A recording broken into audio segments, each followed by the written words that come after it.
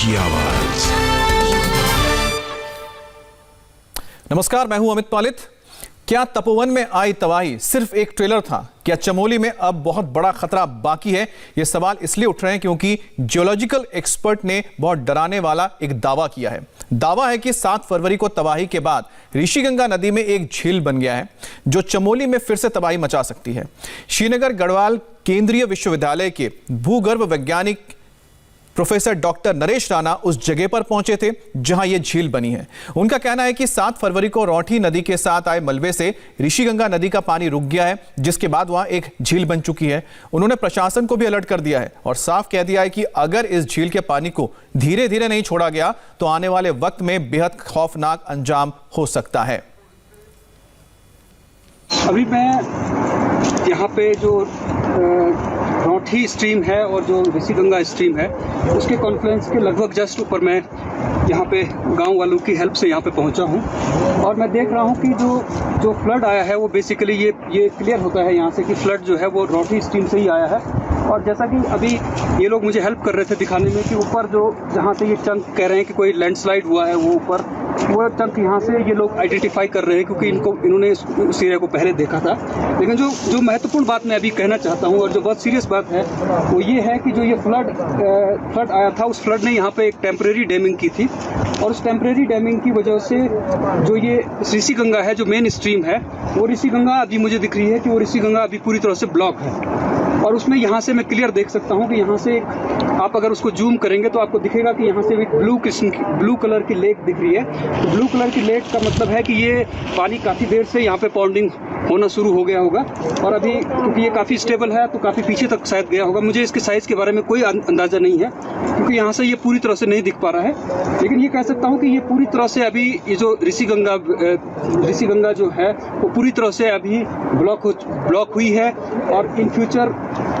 मुझे नहीं पता कि कब तक, लेकिन इसमें ये ब्रीच भी होगी, ये दोबारा से टूटेगा और इसमें से फ्लड आ सकता है। तो इसको जो रेस्क्यू काम नीचे हो रहा है वो रेस्क्यू काम इससे प्रभावित भी हो सकता है और जो लोग रेस्क्यू कर रहे हैं उनको इससे नुकसान भी हो सकता है। तो इसलिए मैं कोशिश करूँगा कि ये जो सूचना है वो एडमिनिस्ट्रेशन तक पहुँचे और वो लोग यहाँ का एक इमीडिएट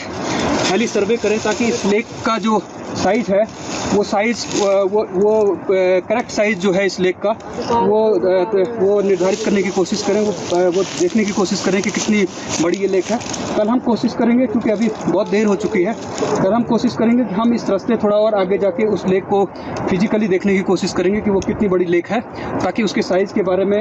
और उसका जो डिजास्टर उससे क्रिएट हो सकता है उसके बारे में हमें थोड़ा कुछ आइडिया हो सके।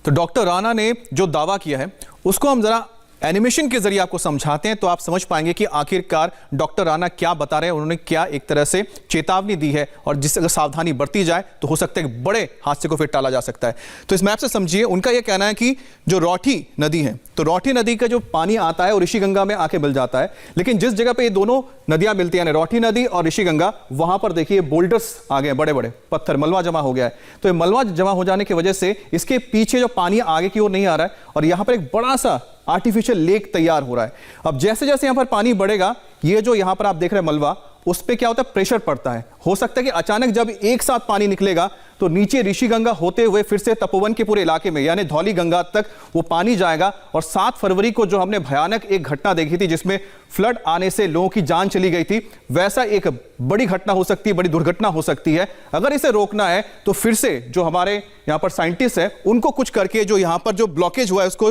हटाना पड़ेगा ताकि धीरे धीरे पानी जो है उसका प्रेशर कम हो और पानी आगे को निकल जाए और आर्टिफिशियल लेक यहां से हट जाए।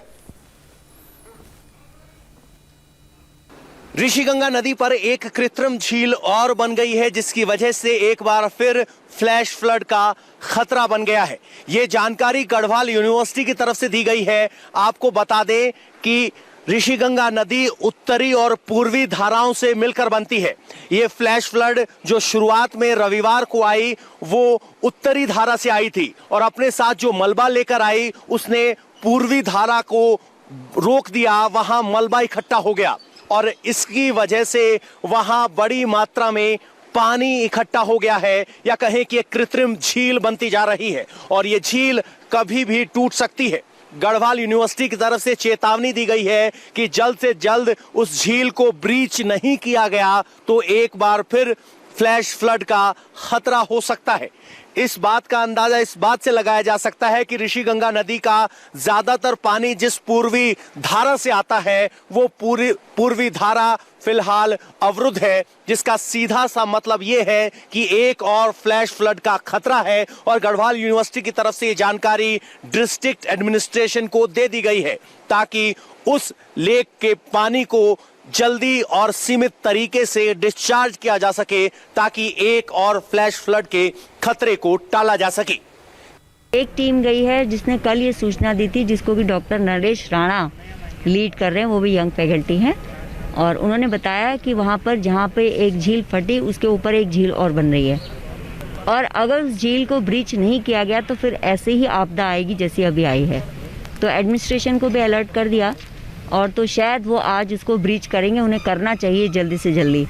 नहीं तो फिर आपदा आ सकती है। तो हमारा जियोलॉजी डिपार्टमेंट बहुत मतलब तेज़ी से काम कर रहा है और प्रोफेसर सुंदरियाल, प्रोफेसर नैनवाल, ये लोग सब लगे हुए हैं इस कार्य में। एक और तबाही की टिक टिक है तो दूसरी ओर जिंदगी का